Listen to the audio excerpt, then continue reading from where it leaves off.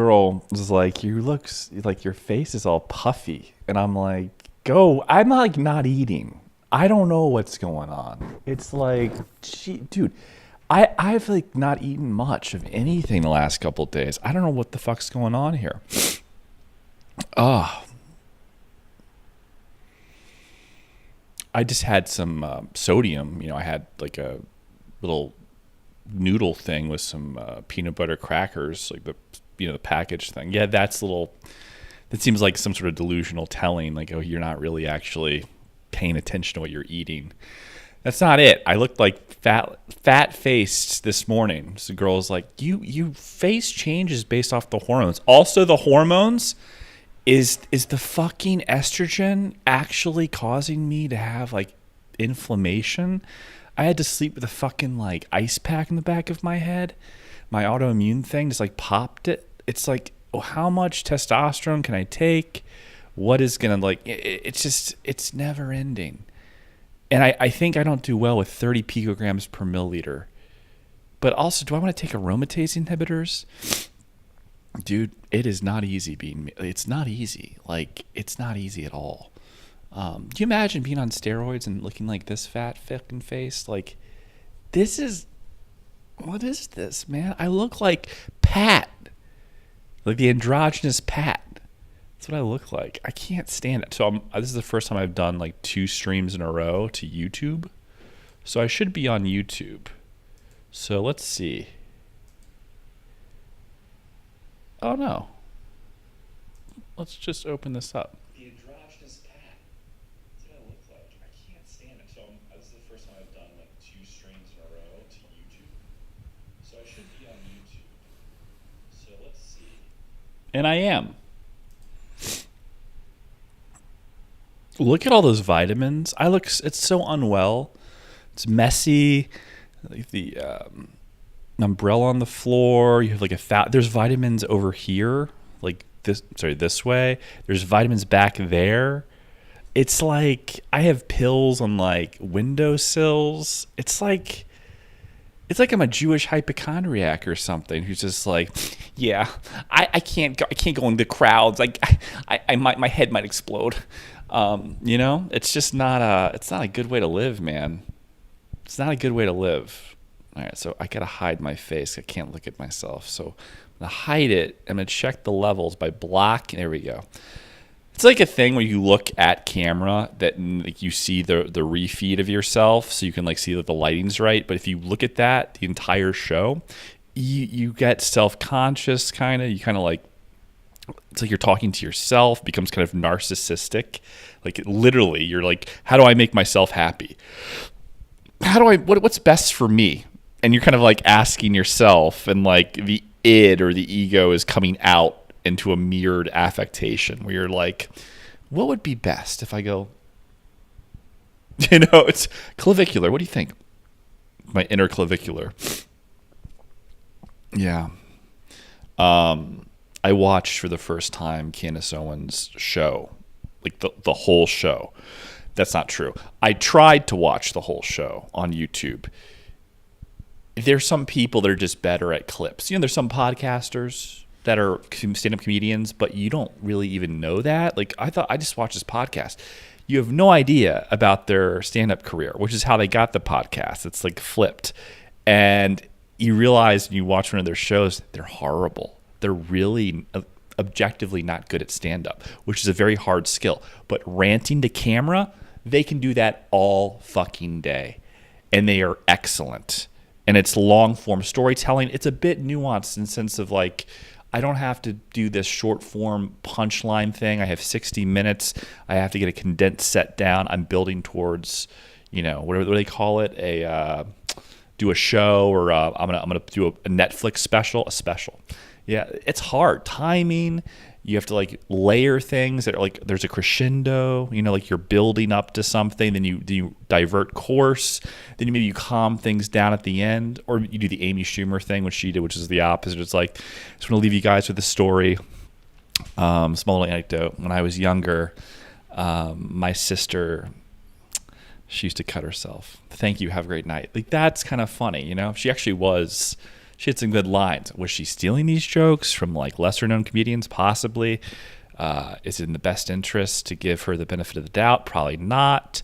I don't trust fat people. I don't trust fat people that stay fat when they get rich and in fact just get fatter. I heard a story once where she had to do SNL and she was like needed to go on stage at like the Comedy Store or something to like prep, like she's about to do it. She has to like get the kinks out, so to speak. And she like just basically steals the mic from this kid and does the show like while he's like on or about to go on.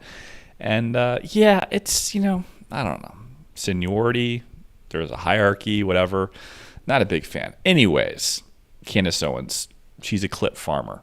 It only works with clips. Her mind is like, yeah, and so like the beekeepers, and I know you guys are thinking like, totally fine, but like when I was getting my nails done, my Taiwanese nail salon person, I thought they were from Thailand. They're Taiwanese. I didn't know that they were a different country. I mean, who knows that? You guys don't. Maybe you do. Okay. But like, so I was there and she was telling me how there's like this ancient triad of ninjas and they used to donate money, some of their cocaine profits, to a special political organization in the United States. I'm not going to say the name, but yeah, that's right. That's right. The Republican National Committee. I know, sounds crazy, but it's true because she said so. She's really nice. Look at these. Look what she did. Look at what they're just she does a great job. She's on East 7th Street. Her brother has a cleft palate, but I don't really talk about it because that would be rude. That's the way she talks. It's just like, what are you saying?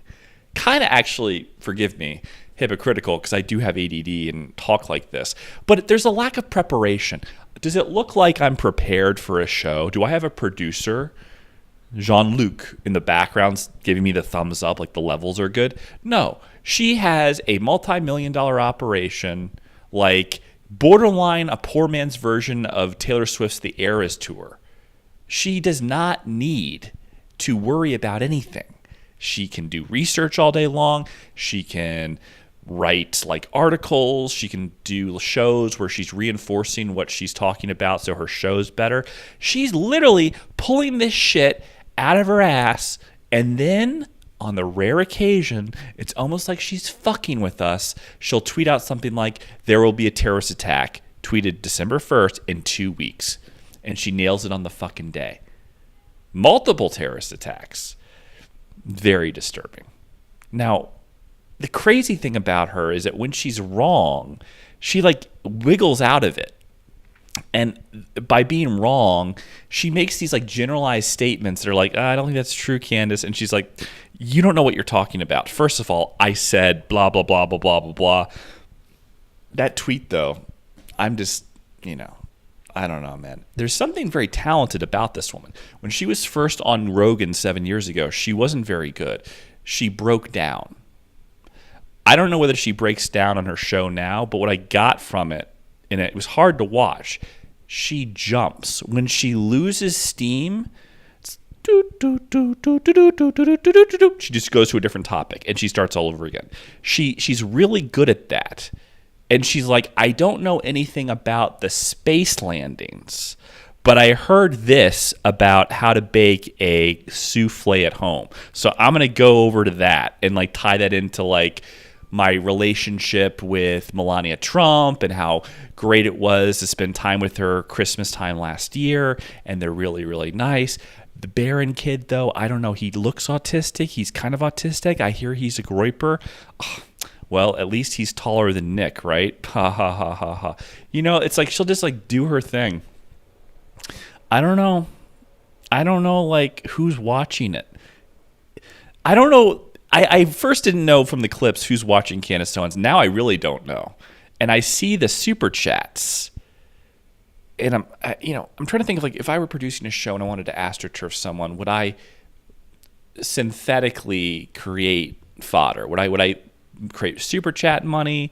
Would I artificially inflate viewers where my profits are actually not as big as they are? The viewership's not as big as it is because I'm using bots.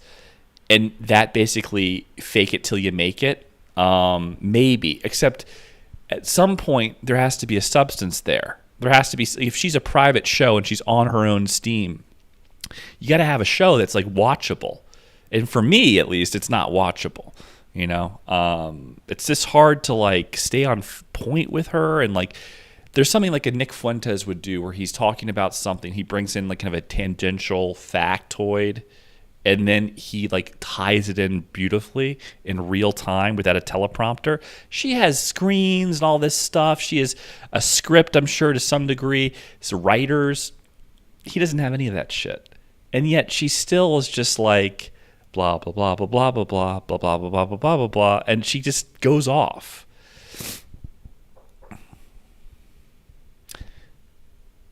I think, it sounds conspiratorial, but it's fine, that she isn't real. That she is working still for the Daily Wire, or she is some sort of like shell derivative, like a shell corporation offshore kind of thing. She is working on behalf of herself with sponsorships from people that she used to work for. She was the director of comms at TPUSA back in the day. When she first was on Rogan 7 years ago, that's what she did. And they are attempting to use her as the antithesis to their normal. It's like the iPads for Apple. They have the one for rich people, which is fully loaded. They have the one for middle class people, and they have the ones for you guys. Just kidding. Like the poor one, the basic model, like the base, right? They do this with cars. All sorts of companies do this.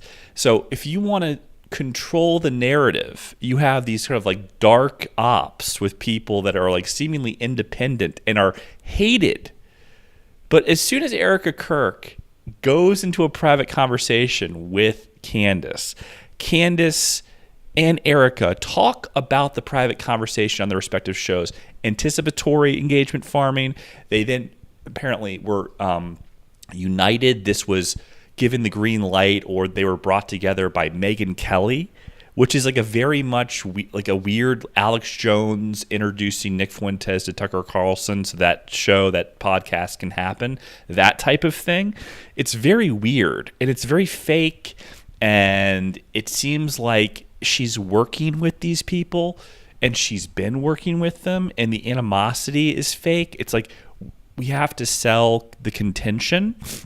We don't want to go head to head with Nick. So we're going to create our own version of Nick that will produce fodder in a moderate way that we can feed off to one another, basically isolating Nick and forcing him to comment on our shit, which means that he's like here and we're here. That's what they're doing. There's lots of different tactics to upset the American First Movement. There's lots of different like status quo, Operation Mockingbird, controlled opposition. He's just gay. He's really a Fed. He works for Israel. All those things are still going on. But then there's these more subtle layers, and it's quite brilliant. And quite frankly, probably should have used a different word. It's like, how does a guy handle all that shit? How does a guy who's on his own, doing his own show with like people that are like unpaid interns that just like do clip farming basically and some of the production audio stuff, how does he deal and manage this onslaught of attack from institutions? I think if Candace Owens was truly independent, she's still worth $200 million or is married into a family that's very wealthy. And that doesn't mean that that's not, like independent. It is independent, but it's also like there's enormous amounts of capital. She could have researchers. She could have like ops. At one point, Candace was getting crushed in ratios by Nick Fuentes during the day that she started to attack him when he went on his show and he was defenseless because he wasn't looking at his phone. I actually called it, and I was right on Twitter. I was like, this is hilarious. This bitch is like just trying to avoid the ratio by like responding at 1 a.m. or whenever he was doing his show at that time. It was really, really funny. Let's just check Kick real quick. I want to make sure that that's trying to avoid the ratio. God, my face is it's like it's gotten fatter. I swear I've lost weight. He doesn't look it. Is it the HCG? I did an anastrozole. I don't understand. All right, so we should be live here. Anastrozole is an aromatase inhibitor. I shouldn't like. I look like a jolly. I look like Santa Claus. Yeah, it's working. That's interesting. Okay. Let's go on X. Let's see what's going on. Pop. I still have to buy Christmas presents. I'm so fucked. Going to Chicago for Christmas. I haven't bought everything yet. It's like it's so much. It's just so much. It's like the doorman, the security guy, some friend, some guy you did a business deal with, send him like something, you know? It's like never ending. Dasha liked my little thing. Okay. That's cool. Dasha Nekrasova. She liked my little video I made. Yeah. Simping out. It's okay. She's married now. Still cool. I think parasocial relationships are just as important as like your real friends and family. Truly.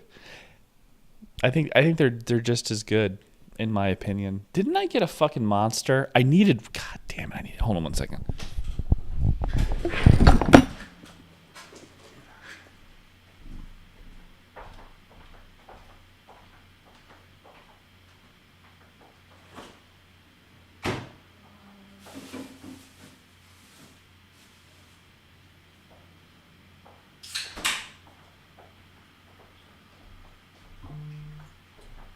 What I need is cocaine. My God, I'm tired.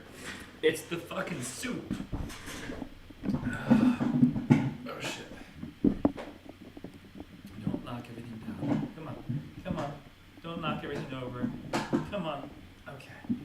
Wires. It's the soup. It's the ramen. I'm just like, oh. I was so pumped and ready to rock and roll, and now I'm just like ready to take a nap. I don't know. Let's get into the news here. What is happening?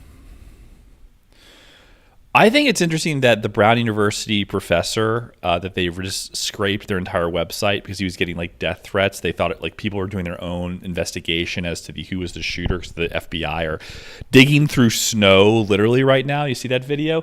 They're just digging through snow. They don't know. They're like, maybe he dropped his keys and we can like, know whether he drives a Toyota Camry.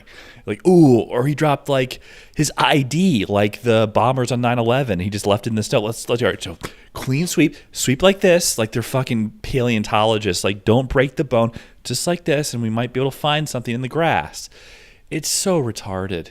Some professor has the same physiognomy, same body type, this like bloated, big bellied guy. And, the shooter was wearing a mask. They had like one picture of him. Looks like a white guy or looks like Middle Eastern white. That's about it. Caucasus-esque. And there's a professor that meets that description.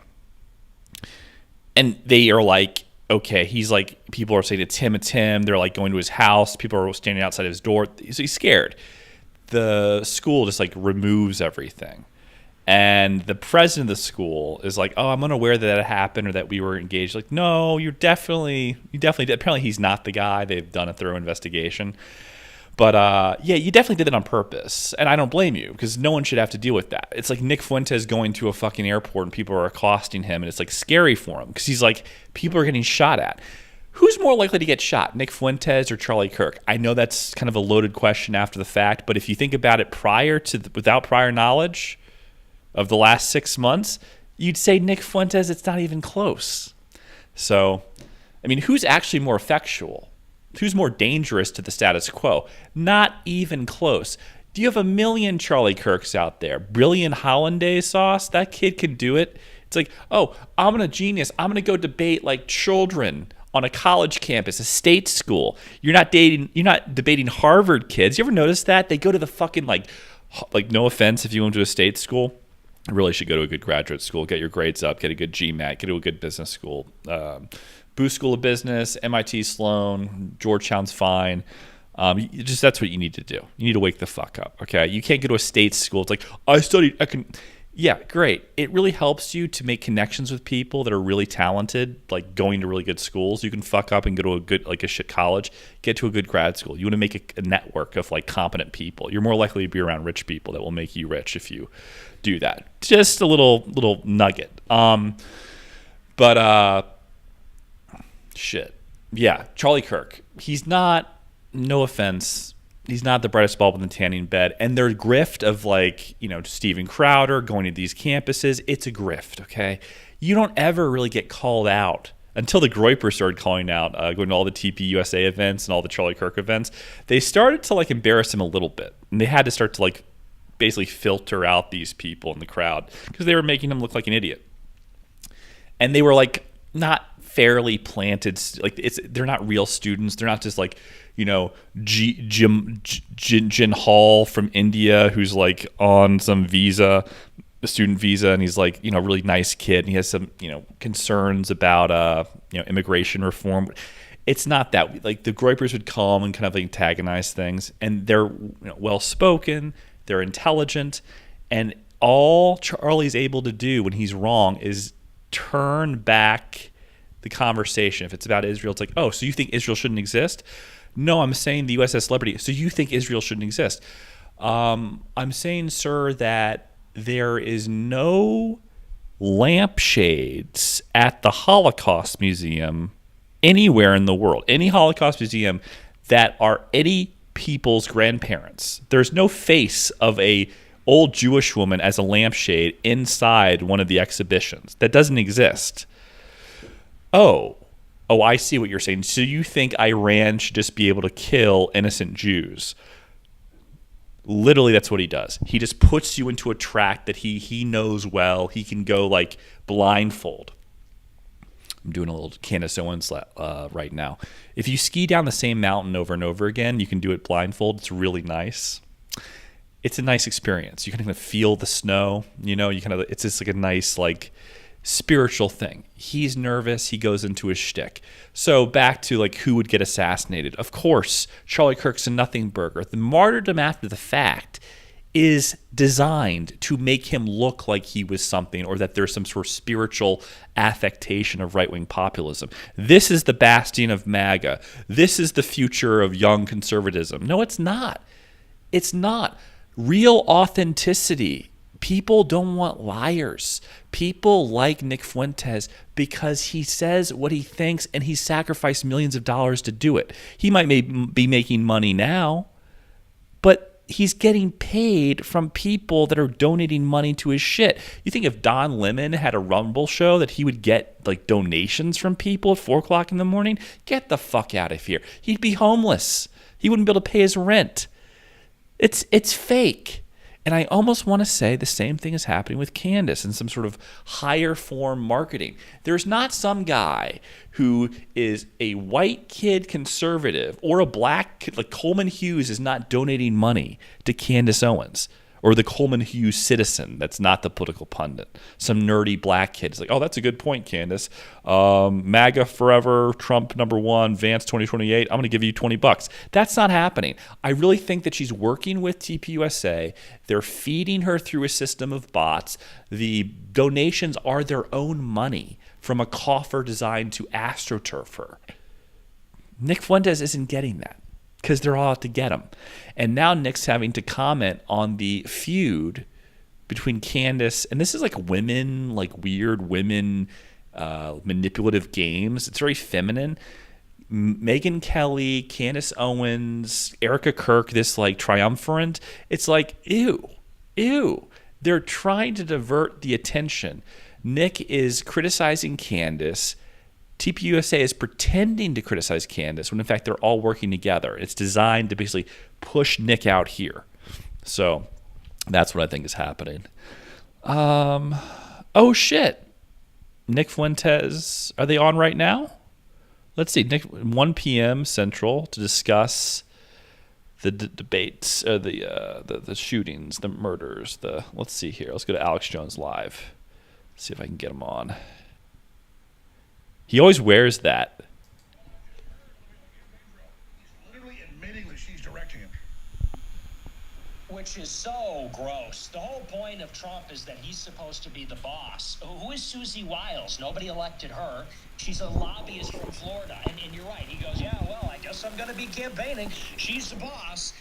And you make a good point. If Trump is out there on the campaign trail, first of all, he's already falling asleep in every meeting. And which is, look, the guy's an old man. I think everybody would understand that. But now you can't be doing both of those things. You can't walk and chew gum at the same time then. If he's going to be running around the country, if Susie Wiles is going to be running him ragged, not only can he not focus on the agenda, but you're right, this is where he loses control of the White House, which is always the concern, that the cabinet members, that the lobbyists, that the special interests, when Trump is out of the House, when daddy's not home, other people are going to go in the White House and they're going to be manipulating personnel. They're going to be manipulating policy. And so let's say, for example, Netanyahu was pushing Trump really hard on a war with Iran. And Trump, to his credit, put his foot down and said no for many months. And even when they wanted him to intervene in June, it was very limited. I'm not happy that he bombed Iran, but it could have been a lot worse. And that is just objectively true. And that's because Trump is in the driver's seat and he's got some people that are backing him up. If he's out there falling asleep on the campaign trail in Georgia or Pennsylvania or whatever, they're going to get stuff past the goalie. They're going to get things through because he's not going to be fully in control. Well, look at the psychology. They know he wants to win. And so they'll say, sir, we've got to do this. And yeah, it helps a little, but nothing compared to actual developments and things. And we know that they're always trying to hide things from him. This is like we saw in the first administration. So I'm going to say it right now. Trump, yeah, okay, go for Mike Lindell for governor of Minnesota. Stuff. Trump's a narcissist who's had to suck the dick of Israel. And it's not something that you can just compartmentalize like this is what winning feels like. There is a legacy issue that's beyond money, where the meaning of being the president, being reelected, overcoming the Russian hoax, the lawfare, it doesn't mean anything if you don't actually have a leg to stand on in terms of the purity of your legacy, the morals, the standing of the truth. When you get older, it's not about the money. It's really not. It's not about winning. It's what are you winning? Are you winning through subversion? Did you drown babies when you won? Did you kill innocents? Did you manipulate the public that had your back? That's not winning. That's why he's falling asleep. He's like, fuck this. In his mind, he's lost, and he has to disassociate by taking afternoon naps like he's Joe fucking Biden. Look at the ratings. ABC Nightly News, 2 million viewers. Nick Fuentes' Nightly Show, 20 million viewers. They don't even, we went on the last show, 1 billion people tuned in. It got picked up everywhere. And then Trump only went on Elon one time. Like, I was like, it's total idiocy. But it's because they still think cable TV is king. That's a really good observation that a lot of people don't realize, because it is like a boomer thing. Trump being from television world and being 80 years old, you're exactly right. He's actually still cares about what the New York Times writes about him. He actually still cares about what network television is reporting on. And you're right. Television as a whole is not powerful anymore. It's all online. It's all digital. And at the minimum, that's where the young people are. That's where the coveted demographic is, that 18 to 35 demographic. They're all getting their news on TikTok. They're all getting their news on X. They're all getting their news on YouTube, on the internet. And you're right, they're still getting attacked by like 60 Minutes or like CBS and News, responding ABC. Back. Like, Trump, I'm going to sue you. And those shows are only big when he goes on them. So so the only time dinosaur media is big is when it's online. He doesn't understand that.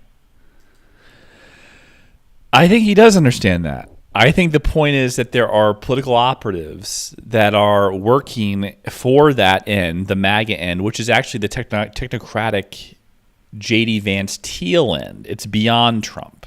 Trump's tenure is over.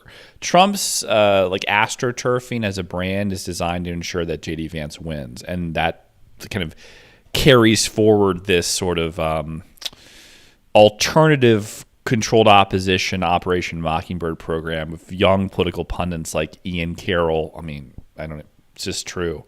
You wouldn't be on Joe Rogan if they didn't like decide you're going to be one of the guys. He will be. a Candace Owens, Erica Trump, unfortunately. The men, they really are missing that. They need to do some work on the men because it's not Michael Knowles. It's not Andrew Klavan, who makes $2.5 million a year at fucking Daily Wire. Like, the amount of sacrifices that Nick has made, had he gone to Daily Wire when he was 19 and decided, I'll kiss the wall, he'd be making $25 million a year. Probably he would have moved on to Fox News and had a primetime show and been Sean Hannity. Do you know what Sean Hannity's real estate holdings are? They're over $500 million. Like, and Nick Fuentes is like, oh, he's rich. He made $5,000 this night on his fucking show. Oh, really? Oh, really? Do you have any idea what these people are making? Like organic $5,000 versus having a $20 million like summer home. It's completely apples and asparagus, apples and now and laters that are like stale and poisonous. Like, it's completely different things. No, and sadly, Charlie Kirk is the one that did understand that. Charlie Kirk, to his credit, delivered the young people for Trump in 24 because he was on TikTok, because he made a deal, and unlike the Republicans that sort of turned their noses up at it, he was there and brought the culture war among the young people, and that's the next generation. Trump was like, oh no, I have to go and interview with like Barbara Walters or something. I have to go on like 60 Minutes, and I care about what the New York Times says. He still deeply cares about the mainstream media and Hollywood. He wants to be their champion. And so if I'm him, I say you got to go hard and fast. There is urgency. You have to be swift. You have to outmaneuver and have a faster tempo than the deep state. And you need to focus on the things that are going to win the voters back, specifically the young people. And that's things like affordability. It's crime. It's ending the wars. Yeah, but what Nick is saying is like, you have to basically go against Nick Fuentes because unless they reverse course in all their policies, which is anti-Israel with Susie Wiles, Mark Levin hugging Trump, making Mark Levin look like a bitch, Netanyahu, he's pushing his chair and coming to the United States every couple weeks, it seems like, for some sort of summit.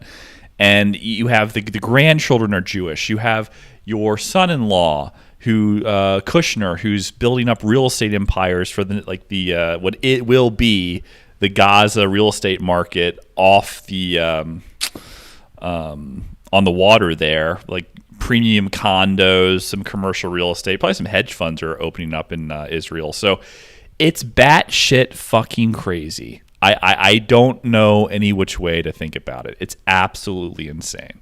Hold on. Let's see.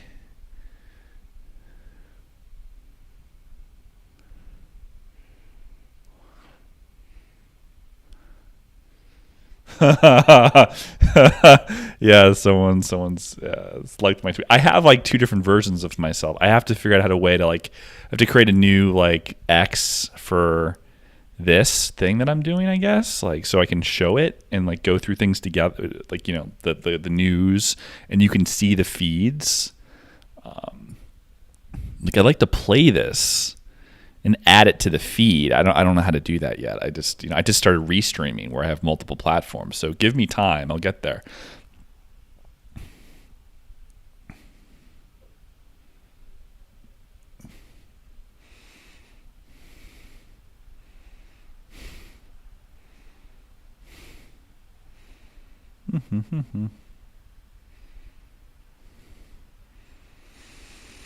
Tucker Carlson, that members of Congress were briefed yesterday that a war is coming in Venezuela. It seems like this is heating up.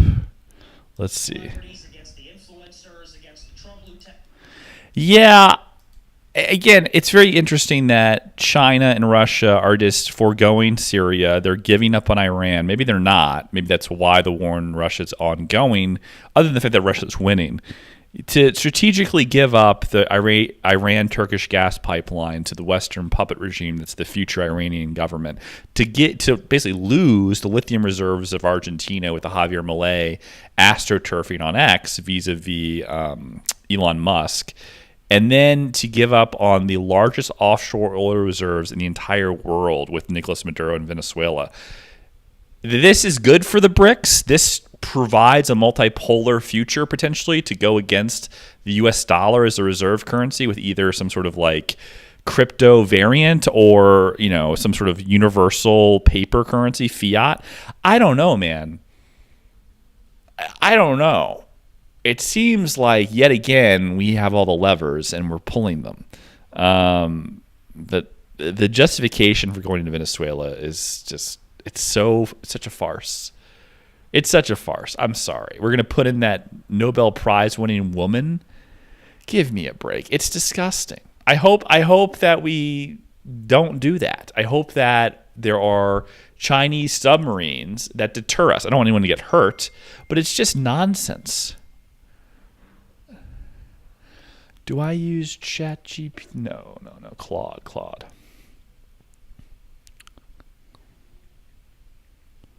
Claude is way better than ChatGPT. It's not even Claude.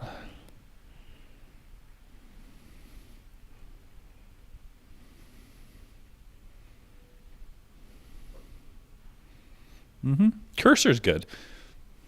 Cursor is like an engine function. It's kind of like a derivative. And I think you can use Gemini 3 in Cursor. So they do like an API call. You have to create the software, and you have an API call for the GPT, the transformer, wherever company you're using. And you can actually, if you look at the developer box on the website, or if you're using the app, if you're using the desktop version, I think you can do both. But the desktop version, certainly you can see the developer API call, and you can see, oh, is this going to ChatGPT? Is this going to Claude? If you're a Cursor, it would be cool if you could bifurcate tasks based off both to get the best of both worlds. You can see this in the visual context. Like Gemini, Dano Banana is really good at like pictures. It's not good at video, or the version of VO 3, which is the video version of that whole Google complex. Grok's better, but Grok's better because it has more training data in real time from people trying to make porn, which is fucked up and also very strange for someone who denied Alex Jones from going on the platform because he felt that he was a progenitor of children being taken advantage of with the Sandy Hook, denial, right? False flag stuff he said, and he was sued in $1 billion, lost InfoWars, the tangible or intangible value of that. He has his show. He's still going under InfoWars, but who owns the brand? Well, it's like one of those things. You buy the restaurant, you keep the chef, right? Yeah, hopefully. But again, that's the whole deal. It's like, why would you do this? Oh, because you want to beat ChatGPT. And, there's no commission on AI porn maybe being inappropriate, but they're banning all the porn sites. But AI porn's not moving. AI porn's not really moving. It's starting to become more, insidious, and yet the porn sites are being blocked. That's interesting.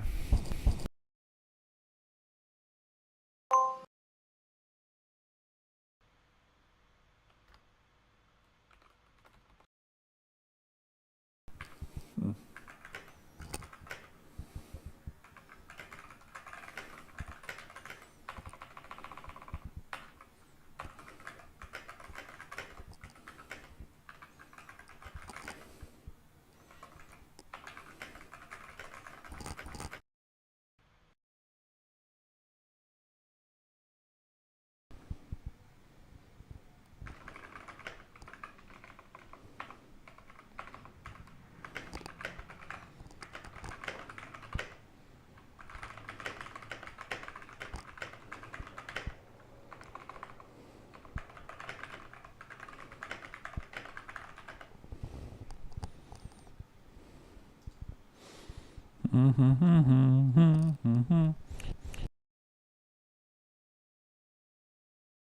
to have a census in 20. You don't just count up all the people, you then also apportion the congressional seats, the electoral votes. So whoever the next president is going to be extremely powerful, because then they're going to preside over that. Like right now, they're battling this out in Texas and California, this redistricting halfway through the decade. Whoever is president is going to get another shot at that in 2030, and then they'll determine for the following 5 or 10 years how many seats there are, how many electoral votes there are. So it does really come down to 28, and somebody needs to get in who's extremely bold and takes risks And urgency is the word. We just don't have time for like an incremental approach. And people are just negotiating with themselves. It's also, it can be saying, well, that's discoverable. not You have to be practical, careful that's about not realistic. being sued or anything like We that. have to have reasonable expectations. No. I think I in the have system unreasonable preferences, you can expectations. opt out of I'm unreasonable. everything. And we want where you don't more. send data The back to base, ChatGPT, America but I just don't First, trust Sam InfoWars, Altman in MAGA, general. like we Well, want how more far the than left So those you can look guys. this up demanding our online sons and and see like daughters what be the actual brainwashed privacy for buffer is transgenderism and electric brainwashing. They iterations demanded all and this the insane stuff that servers people of gave it to them. ChatGPT and what's We're just demanding discoverable, common sense, liberty, and what's freedom. truly But we have to private. get aggressive. So There's a lot of I think it does go to developers the I know average that don't use populist, American Codex, first which person is conservative. the basic needs to back realize this is end existential. for What should they be doing? ChatGPT because they don't trust Sam Altman. You know, I think people Bill should be Gates getting stole involved. I'm a his, huge believer Microsoft in we Windows need from a someone else, like you know, professional so class. we're We need mindful people of that have gone to college. We need people that have professional jobs, and we need people to get involved in the party. We need people to run for office. Isn't it such a sad state that you look at the House of Representatives and the Senate, and it appears basically untouched by the Trump revolution? Trump won in 2016. It is now 2026. Yeah, which is why Trump's taking naps, because the reality is that Nick's version of having a bunch of groypers that are very intelligent, that go to really good schools, hide their political affiliation and get into Congress and then change things. Say, I'm a groyper, after they've gone to the city council, the state government, legislature level, like state Congress. They've gotten married, they have kids, they have liabilities, and then they're going to announce that they're actually not in favor of Israel. I'm sorry, this is not the way things are done. People usually overthrow governments and tyranny, especially when the tyranny is on the outside, not the inside. It's the special interest groups, it's the money, it's the Jewish oligarchs. You have to use violence. That's the only way those things work. Look at the violence in Russia, the fall of the Soviet Union. Look at the redistribution of wealth there, how the oligarchs came to be. Like, you know, my family did the same thing. They're consolidating power and bought me out. I had no choice. My mother's estate, you know, they had to buy out the equity, and they had the right to do so using a buy-sell agreement. So this is just ruthless business, and it's the way it is. Like this sort of like pandering to the political operations of today, where the party elect, the RNC, you know, needs to do this or this to maintain power. It's like, are you giving like crib notes to Trump about how to convince him to, or how to convince people to like Trump again, how to convince Trump to like, you know, his voting blocks, like actually the young people that believed him in 2016, they're 10 years older now, and say, you know what, I should start appeasing them instead of like, you know, stabbing them in the back and taking more money from these people and like Mary Matelson and manipulating my kind of voters into, you know, casting their vote for JD Vance in 2028 by using my brand, the MAGA brand. It's like, yeah, you could do that, or you could go 180 and we break away from Israel. The memorandum of understanding is gone. The loans are gone, and that would be amazing. But I don't think they're going to do that.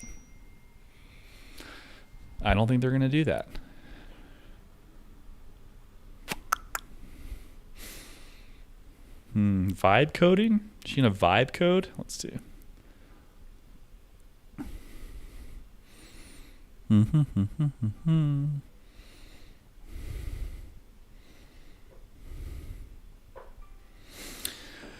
But yeah, it's like it's not about the voters. It's about tricking them. Like Candace Owens, the media manipulation, the astroturfing of these like Gen Z influencers for the new voting blocks, the baby boomers' children or grandkids. That's what it is. It's not like, oh no, we're going to appease the voters. No, we're going to trick the voters. We're going to manipulate them. We're going to make them realize that Israel's amazing, or we're going to pacify them and they're just not going to care. That's what's going to happen. It's this sort of like puritanical sense of like doing what's best for the republic when it's an indirect democracy and 30% of the population has an IQ under 85. You know, like it's idealist. The like mudsill theory of selling to people involves the idea and understanding that like selling to the lowest common denominator, the largest swath, the largest total addressable market, you're selling to a lot of idiots. So it's easier to not appease the idiot or the person that's annoying, but to manipulate them. Give them a subsidized Netflix subscription from the U.S. government in exchange for, just shutting up and getting their vote, which I think eventually will also be manipulated somehow. I think the institution of voting itself is under attack. Palantirs, like anytime you have like voting machines, like Dominion voting machines, like I don't like private companies being involved in that. It should be government officiated, but then you have private companies that have government contracts and maintain some of the technology interfaces within the deep state, like Palantir. It's already over.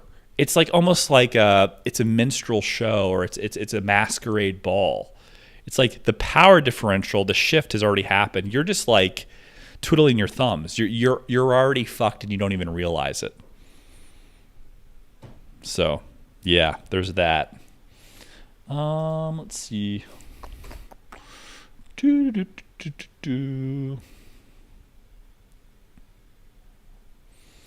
Yeah, I really don't like this jawline. It like goes right into my neck. Fat fuck. All right, no more food today. I'm gonna fast. And I'm gonna be happy about it. What's Asmongold doing?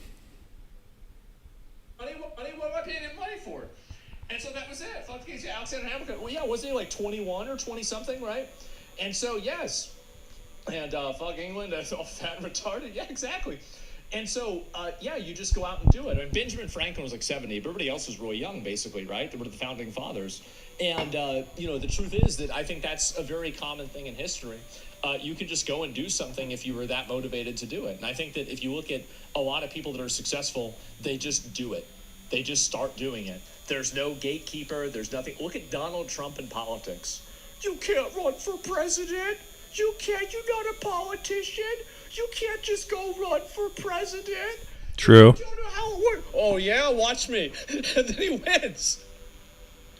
It's the same thing as Zoran Mandami. You can't just go run for mayor. Oh, you were a rapper. You can't do that. Like, I'm not going to Israel. Okay, well, now you win. And that's it. You just do it. You just fucking do it. It's that simple. So yeah, hold my beer moments 3 times you won. Yeah, I guess so. And people didn't have purity back then. Started working in the mines at the age of 3. Yeah, of course. And Assange being typical CCP propaganda. And this Chinese immigrant is fed up. What is this here? I left authoritarian China. Now I'm watching Hassan Piker. What is this here? Recap.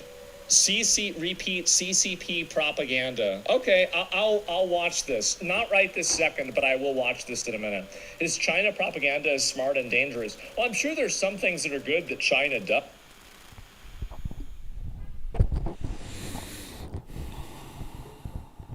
In a multipolar world, you don't have to worry about like cultural clashings of different immigrants, because people will not all come to the United States. They'll go to China.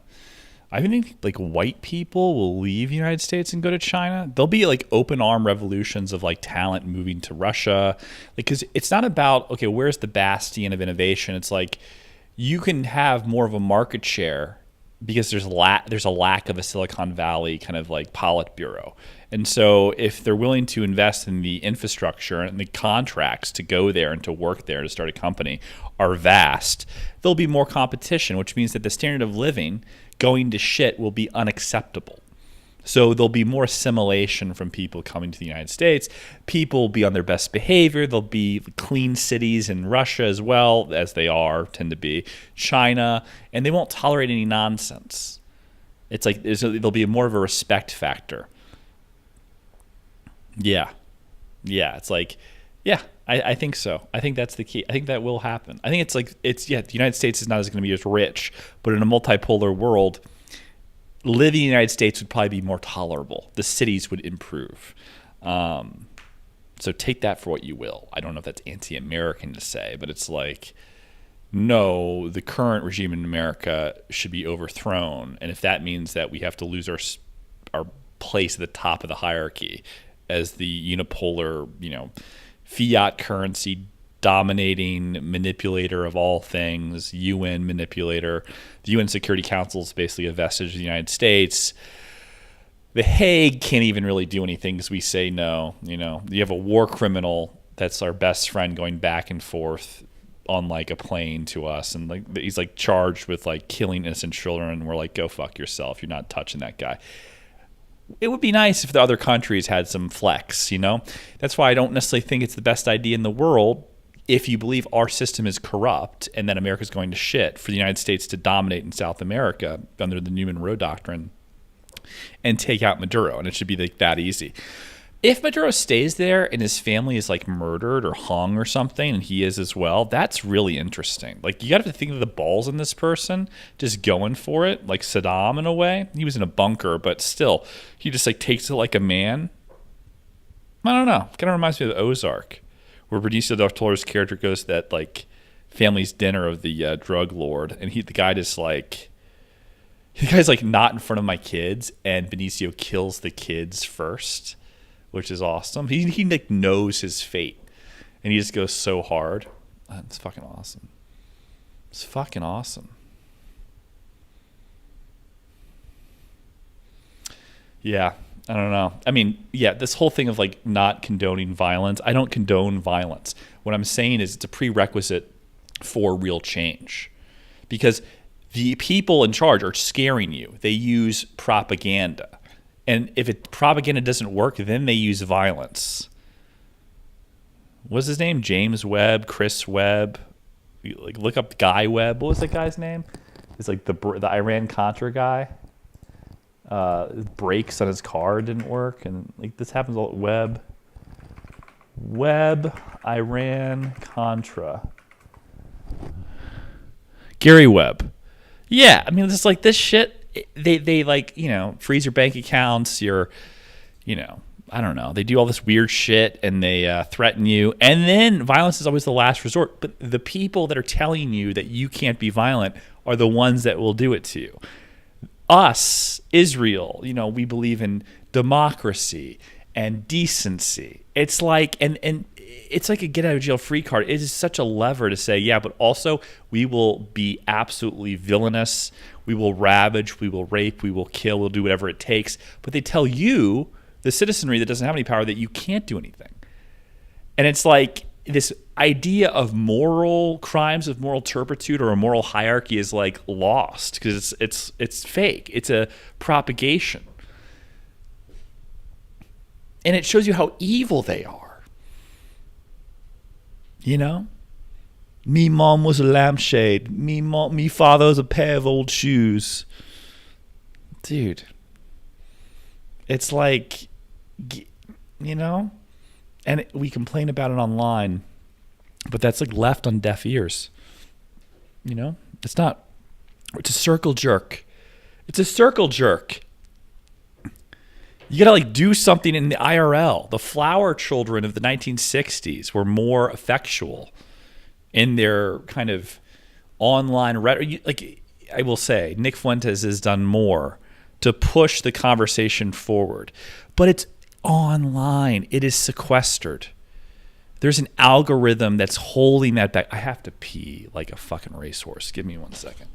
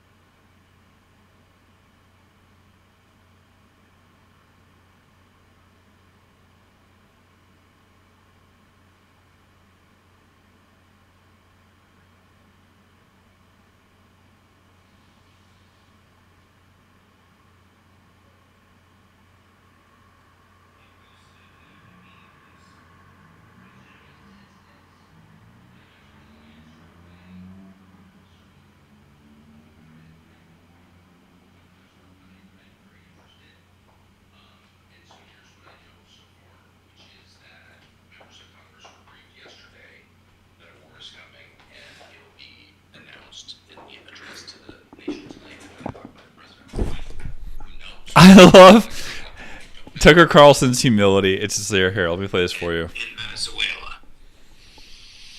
I don't know when this program airs. The one that we're on right now. This thing's maybe live. We're live now, and then it'll be posted immediately. So So now, my sense is, I don't know the answer. I've certainly been on the phone a lot about it. I have no power. I'm a podcaster, but I'm very interested. And so here's what I know so far, which is that members of Congress were briefed yesterday that a war is coming, and it'll be announced in the address to the nation tonight at 9 o'clock by the president. Who knows, by the way, if that will actually happen? I don't know. And I'm just not a, I don't have any, power. I'm just a normal person. I, fly around the world with my dog in a private jet.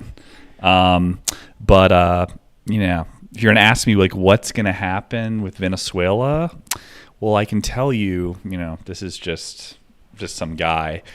My sources inside the U.S. Security Council of War and the Department of War have deemed that in the next 24 hours, we will be engaging in a hot war with Australia with troops on the ground. But I'm just a regular person. I don't ask me any details about what's going on. It's so obnoxious, Tucker. It's just, it's endearing normies to you, but it's like you're saying I'm trying to endear you to me with your cabin in the woods. Michael Knowles had clavicular on, and his fucking studio is alcohol, like fucking whiskey, and a like squat rack or something. What a weird fucking setup for Goyslop. It's so brutal. It's so fake. It's so fake. Why don't you have like a poster of like some black athlete on the fucking wall too? Just like, why not? It's like, ugh. It's like when you see the setup, it's like he's pandering. Who is he talking to? He's talking to someone. He's pandering to you. So that's what they think of you. That's what they think you are. A drunk idiot who cares about his like lifting weights, sports, and like pussy. That's all that you think about. You're a walking like monkey. It's just like masturbating everywhere. That's what they think about you. It's disgusting.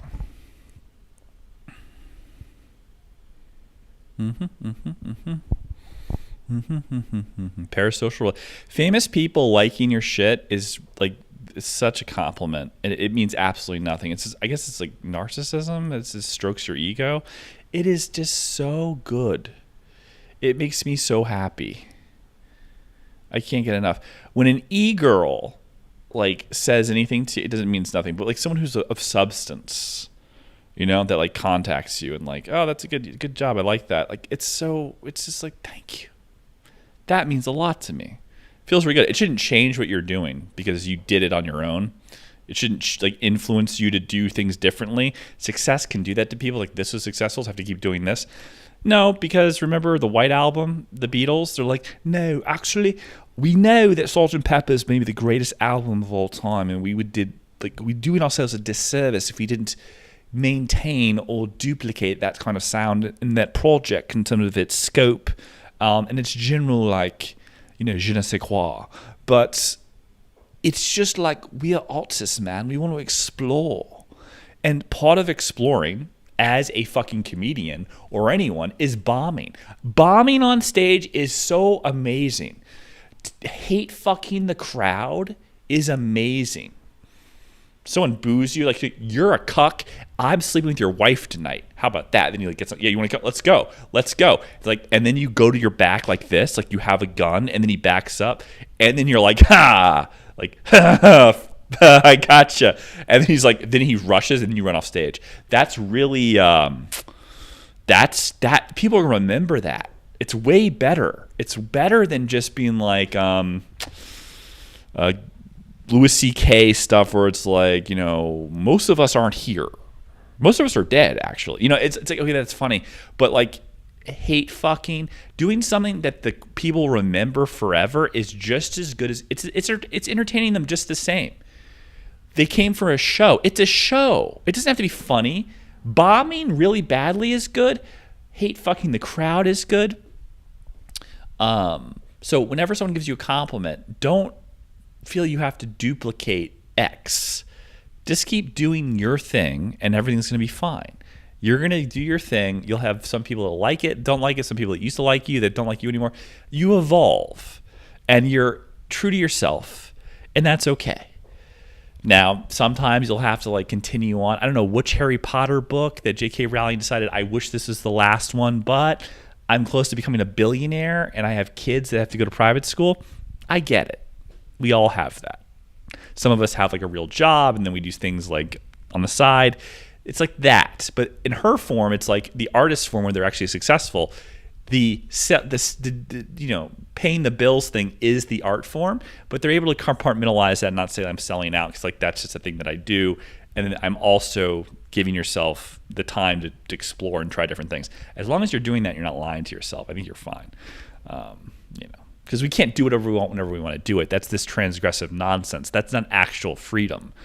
You have to have some discipline. It has to be longer forms of gratification and require you to do things up front, like eating glass, that you don't necessarily want to do. I don't mean like as a circuit performer. I was using that as like the analogy of like a startup person having to like fill out tax reports and all this stuff and, pick up, I don't know, a health insurance plan for his employees. It's you don't want to deal with that shit. But these are the things you have to do. Yeah. What else is going on? Me mom was retarded and me father was a experiment ex-IRA paratrooper with a penchant for retarded girls from Glasgow, and he really hated the Scots, and so he impregnated me mom. He called the sex exercise to get away with it from the retarded farm where he picked her up at, right? He feed her porridge, and then she gradually gave birth to me, and now I'm a happy bloke. I don't know what that was.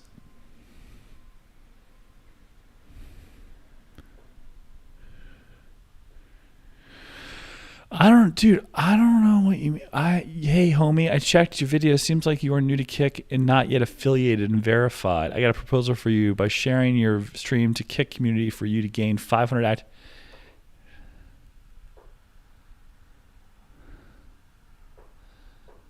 Yeah, I don't know, man. I just want to do my thing. I don't care about gaming the system. I just want to talk. But I appreciate it, I appreciate it.